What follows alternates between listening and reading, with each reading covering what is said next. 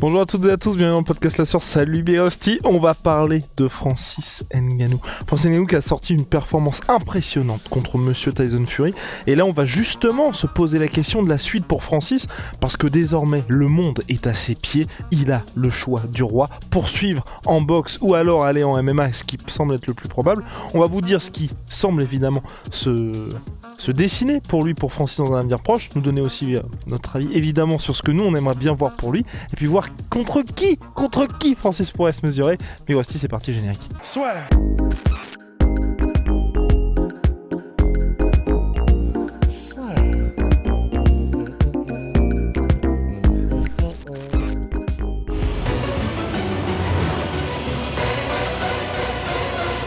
L'UFC se vit plus fort.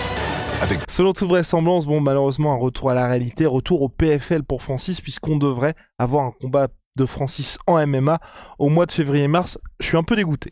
Ouais, t'as l'air. Putain, c'est violent. Hein. Bah ouais, après ce qui s'est passé, parce qu'honnêtement, vendredi soir, je m'attendais à ce qu'on vive une soirée un petit peu pénible, parce que je pense que vous le savez, on voit une victoire de Tyson Fury, mais le cœur disait Francis, où malheureusement ça allait être compliqué pour Francis, et qu'on allait juste se dire, oui, effectivement, c'est pas son sport, il a tenté, mais maintenant il faut qu'il revienne un peu à ce qu'il sait faire. Parce que on n'en a pas parlé non plus dans le podcast recap, j'en ai parlé un peu avec Manu hier, donc vidéo qui est disponible sur la chaîne secondaire les gars, c'est que Francis il a 37 piges, bordel. Enfin, on n'a pas non plus, c'est pas comme si là il reste quoi, 3 ans max peut-être.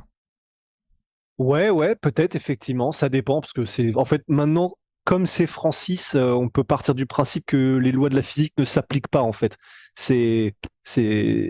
Il peut très bien faire une Yoel Romero, faire une Randy Couture.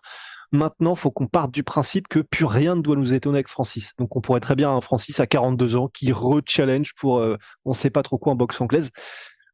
Donc en fait, je vois ce que tu veux dire dans le sens, c'était comme si on était sur un nuage, tellement c'était un combat qui était irréel, Francis Ngannou contre Tyson Fury, tellement ça n'avait pas de sens que ça se fasse, que c'est vrai qu'effectivement, il y a un côté, il va falloir lui trouver un challenger au PFL en MMA. Ce ne sera donc pas les meilleurs poids lourds mondiaux, forcément, parce que ils sont à l'UFC, que ce soit John Jones, que ce soit Miocic, tous les poids lourds sont à l'UFC, les meilleurs du monde en tout cas.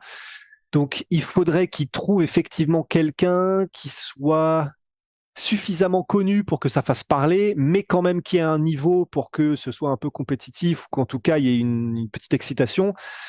Et c'est vrai que c'est chaud. Donc, et j'avoue que d'autant plus que, vu le résultat qu'il a eu là et vu la performance qu'il a fait, c'est Eddie Hearn. Je ne sais pas si tu as écouté l'interview qu'il a donnée juste après.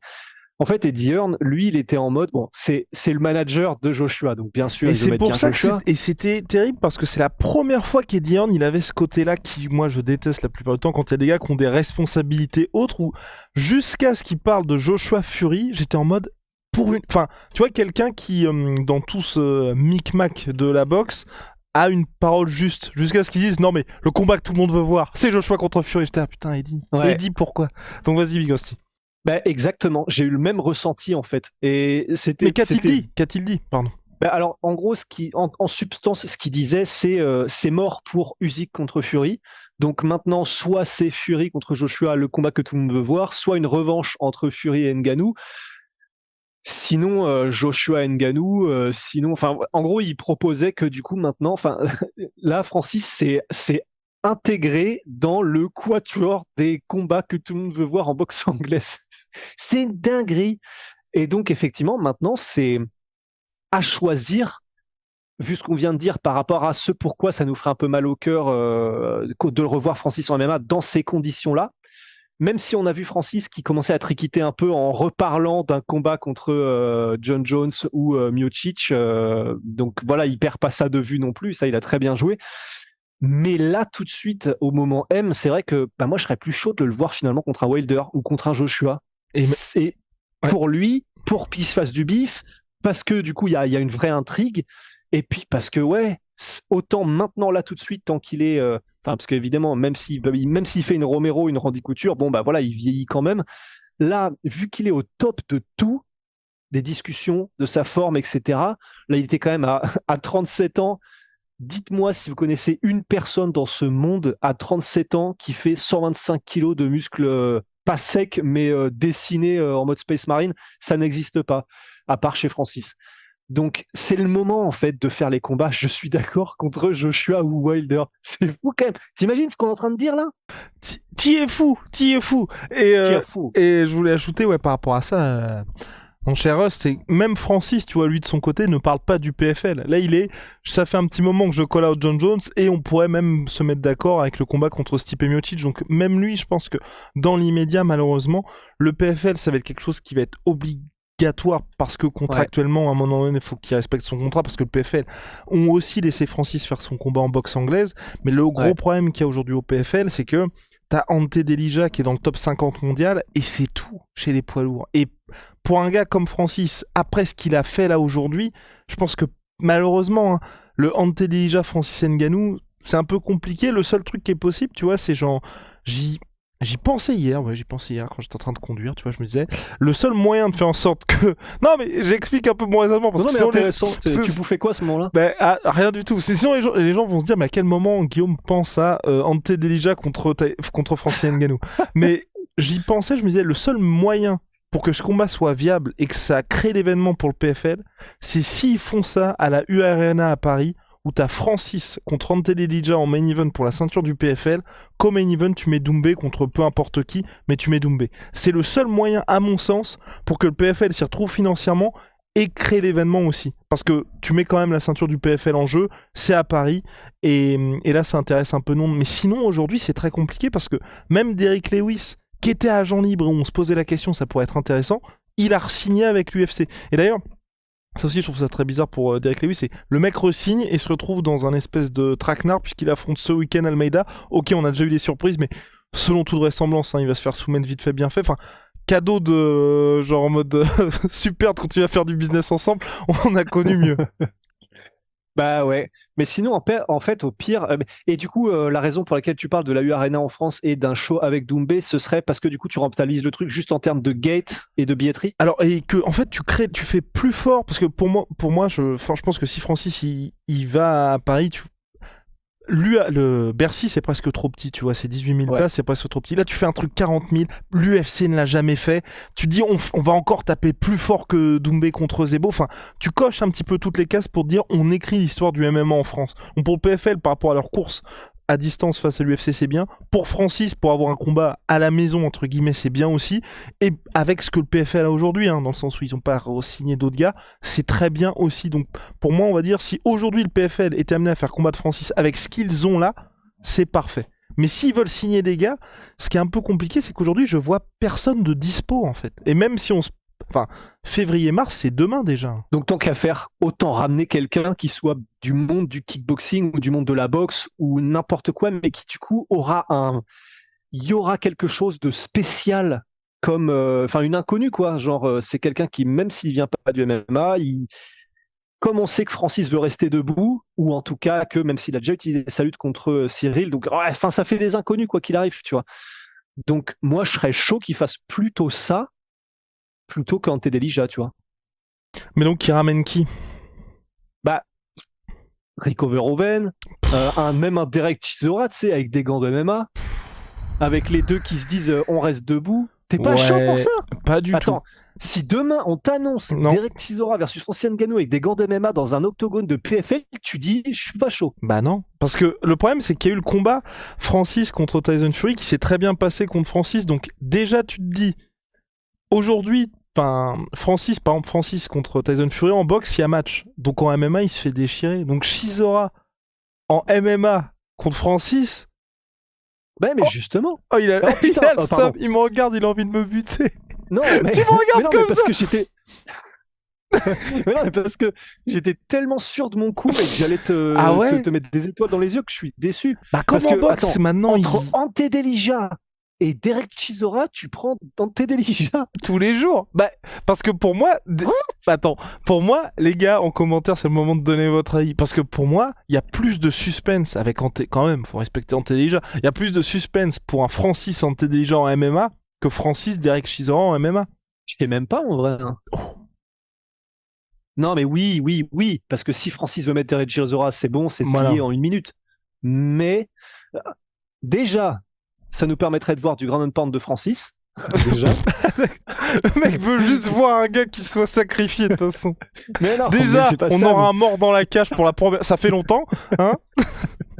ouais, c'est pas ça. Non, mais je sais pas, moi je trouve que ça m'excite plus en fait.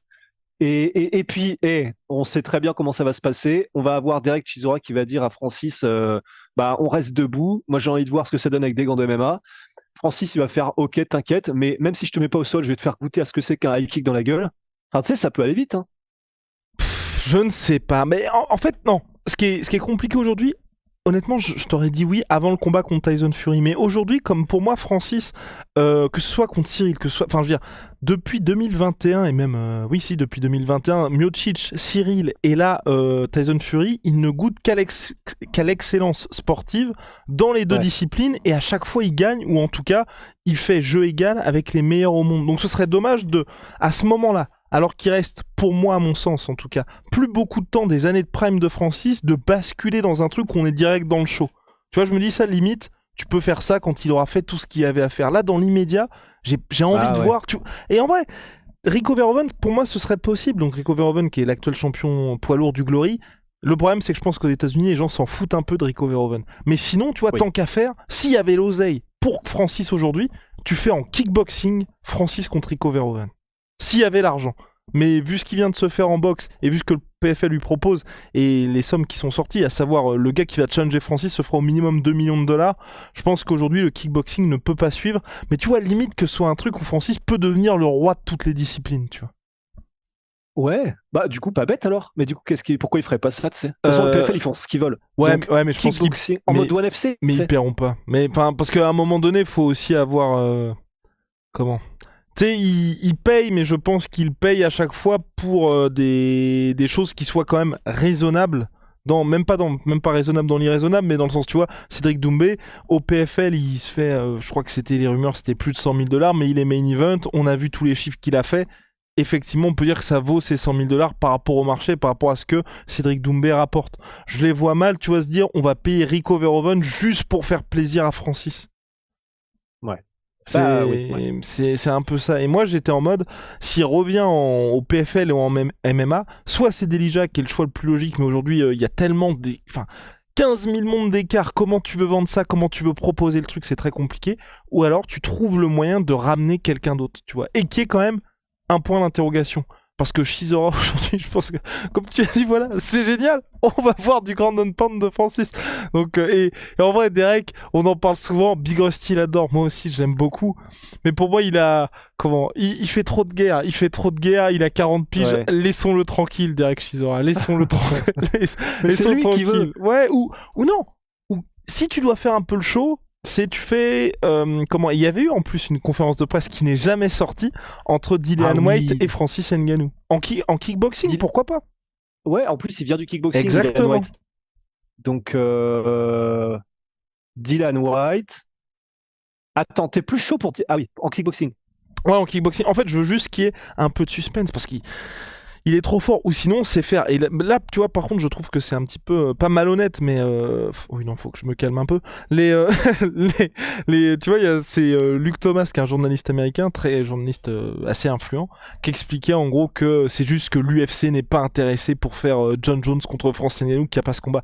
C'est juste parce qu'aujourd'hui l'UFC peut pas se permettre de mettre la lumière, de donner de la lumière au PFL, qu'il n'y a pas ce combat. Mais on voudrait tous le voir. Et moi, aujourd'hui, c'est plus ça que j'ai envie de voir, tu vois. Francis, pas contre Miocic, parce qu'on sait ce qui s'est passé, et je vois pas dans quel monde, aujourd'hui, Miocic peut remporter une trilogie contre Ngannou. Mais moi, le seul combat que je veux voir aujourd'hui, c'est Francis contre John Jones. C'est le seul combat que je veux voir, c'est celui-là, tu vois. Ouais, de ouf. Parce qu'après... oui, mais après, est-ce que ça vaut même la peine qu'on en parle, sachant que c'est impossible que ça arrive? Impossible. Je ne sais pas. À voir. Big Rusty, je demande à voir. Je demande à voir parce que... Et si le... Non, c'est bon. Ça, c'est les yeux. Ça, c'est les yeux de Noël. Ça, c'est les yeux de Noël parce que j'ai une idée. Il y a quelqu'un qui est plus signé à l'UFC, qui pourrait revenir. Je sais pas si c'est possible. Pas Fedor. Non. Brock Lesnar.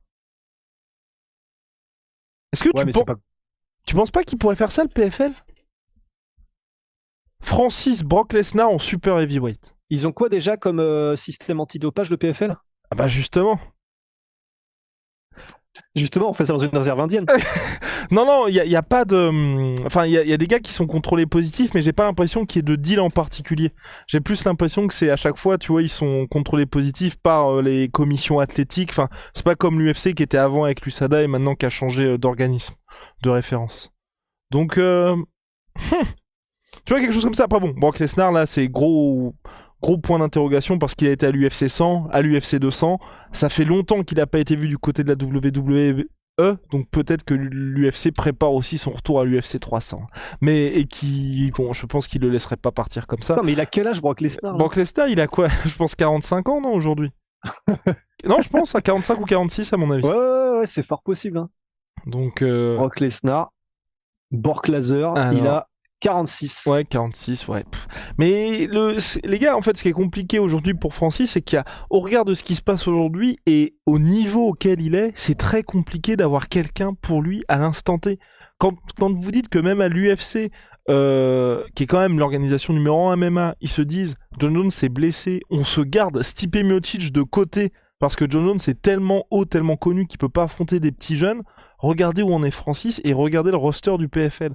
Donc non, moi c'est très compliqué. Je te dis, c'est exactement ce que tu as dit, Big Rusty. Le plus évident aujourd'hui, et je pense que ce qui intéresse le plus les gens, c'est de voir Francis en boxe, que ce soit contre Wilder, contre Joshua, contre Fury. C'est ce que les gens, je pense, ont le plus envie de voir. Après, le PFL en MMA, c'est très compliqué parce qu'aujourd'hui, ils n'ont personne. Mais vu l'oseille qu'ils ont, vu l'investissement que a fait l'Arabie Saoudite, donc 100 millions aujourd'hui dans le PFL, et on sait qu'ils ont beaucoup plus d'argent, donc s'ils s'énervent un tout petit peu, ça pourrait être très très sérieux. Ils pourraient signer des gars qui sont dispo, mais pour l'instant, personne n'est disponible. Donc là, je suis curieux. Je suis très très très curieux de voir qui va affronter Francis. J'espère juste qu'on va pas être déçus, ouais, effectivement. Non, pour moi, probablement que l'événement, ce sera plus de se dire Francis est de retour en MMA que Francis affronte un gars qui est très chaud. Mais bon, mais même si pour l'instant, et là, c'est pour ça que moi, je ne doute plus, c'est que depuis que le départ de Francis de l'UFC, on a eu très très peur et jusqu'à présent c'est masterclass absolue. Hein. Enfin, on était dans une situation où il y avait plus d'options pour lui, le boss du One qui lui envoie une bastos. Le Bellator qui est en mode on n'est pas trop intéressé par lui, il restait plus que le PFL. Et là on était en mode quand même tu signes au PFL par défaut. Il arrive quand même à avoir le combat contre Tyson Fury. Honnêtement, il peut réussir à nous sortir une dinguerie. Hein. C'est pour ça. En fait, maintenant, ça devient presque un confort de savoir à quel point Francis Ngannou, de toute façon, il fait mentir tout le monde tout le temps. Donc en fait, comme il peut sortir des trucs de son chapeau auxquels on n'avait même pas pensé, et il va t'annoncer ça. En fait, maintenant, ce qui va être génial, c'est que là, Francis Ngannou, il peut nous annoncer ce qu'il veut, même le truc le plus fou, on va y croire. S'il nous annonce, je veux affronter John Jones, maintenant, je veux que ça. Bah, même si je viens de dire il y a 2 minutes, c'est impossible, les contrats UFC machin, maintenant c'est bon, j'arrête de douter. Si Francis le veut, visiblement ça se fait en fait. L'univers, les dieux du MMA font que quand Francis veut, Francis obtient. Donc bon. À suivre Big Rusty. Et j'ajoute, oui, pardon, il y a un point qu'on a oublié et ça ne change pas beaucoup de choses, c'est le rachat qui est programmé du Bellator par le PFL ne doit pas changer. Pour Francis, ça n'a pas d'incidence parce que les poids lourds qu'il y a au Bellator, en vrai, ça fait pleurer. Enfin, dans le sens, c'était limite intéressant si on était... Non, mais dans le sens, si on était en 2010, on pourrait dire pourquoi pas. Le problème, c'est que c'est exactement les mêmes noms, sauf qu'on a pris tous 13 piges. Donc, c'est un peu dur ce que je dis. C'est un retour de Fedor, hein. On sait jamais, hein.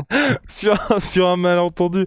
Non, mais c'est ça le gros problème. Enfin, dans une situation où il voulait faire quoi? C'était le combat pour le Bellator. C'était quoi, 200 ou 300 là? C'était Ryan Bader contre Linton Vassell. Non.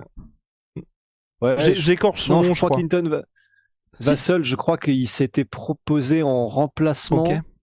Mais enfin bref, en tout cas actuellement le champion c'est Ryan Bader et Ryan Bader. Enfin, je veux le voir face à tout le monde. Enfin, je ne veux même pas le voir particulièrement, mais je lui souhaite pas d'affronter Francis et je pense pas que tu vois que ce soit. Enfin, tu peux rien faire avec ça parce qu'on l'a déjà vu en mauvaise posture. Ryan Bader, c'est pas un mec qui fait particulièrement flipper. Il est en fin de carrière aussi et tout le reste du roster du Bellator chez les poids lourds, c'est pas terrible non plus. Donc non, là pour le coup, le rachat va pas changer grand chose. Je pense que moi ils vont être obligés d'aller voir à l'extérieur, et même à l'extérieur, hein, que ce soit Rising, enfin aujourd'hui les heavyweights ils sont à l'UFC en MMA. Ouais, Ou c'est des mecs qui sont à découvrir tout simplement. Ouais. Donc voilà, donc on a dit probablement, logiquement, c'est donc retour de Francis en MMA en février-mars. Du côté du PFL, on ne connaît pas l'adversaire, mais aujourd'hui, ce qui intéresse tout le monde maintenant, c'est en boxe. On rappelle que c'était de base le rêve de Francis de faire de la boxe. Il va faire son entrée dans le top 10 de la WBC. Et non, mais et là aussi, tu vois, je sais pas contractuellement comment le PFL aussi va pouvoir retenir Francis, tu vois. Parce que l'argent qui peut se faire en boxe, et aujourd'hui sportivement, le fait, comme tu l'as dit, aujourd'hui on a envie de voir des combats officiels comme ce qui s'est passé contre Tyson Fury de Francis, et même l'UFC ne peut pas lutter contre ça.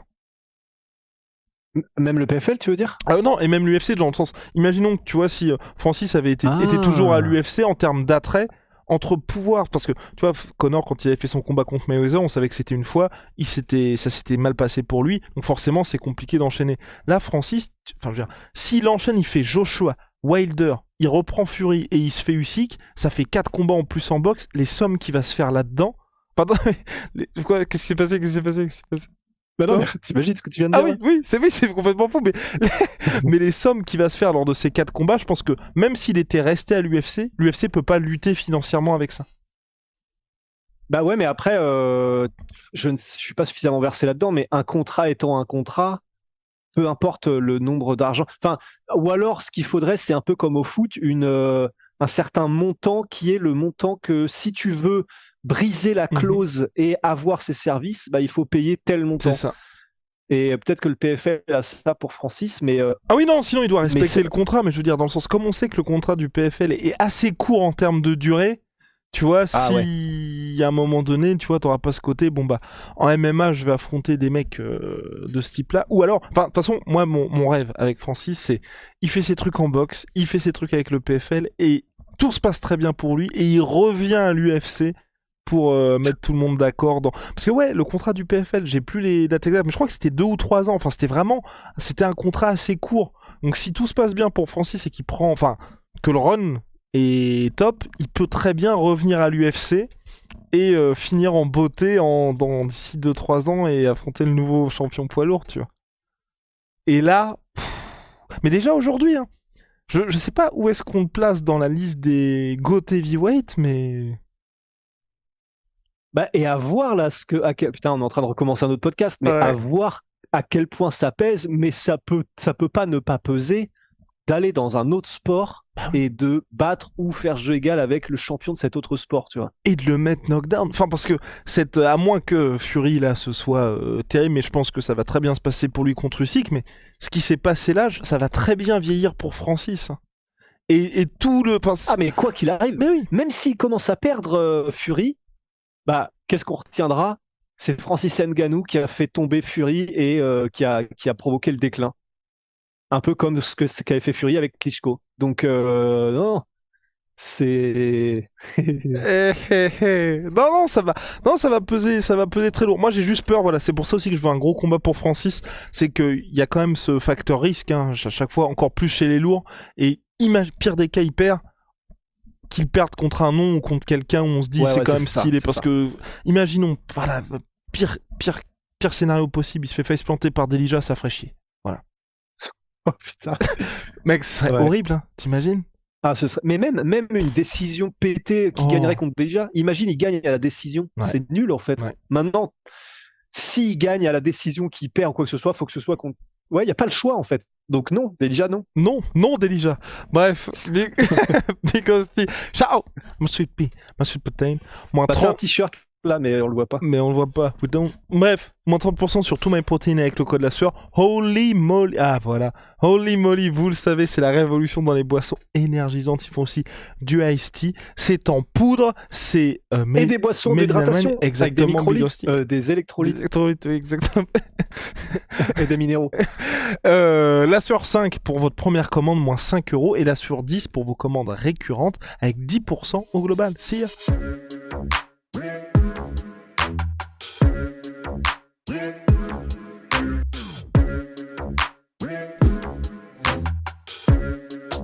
On pourrait qu'on me payer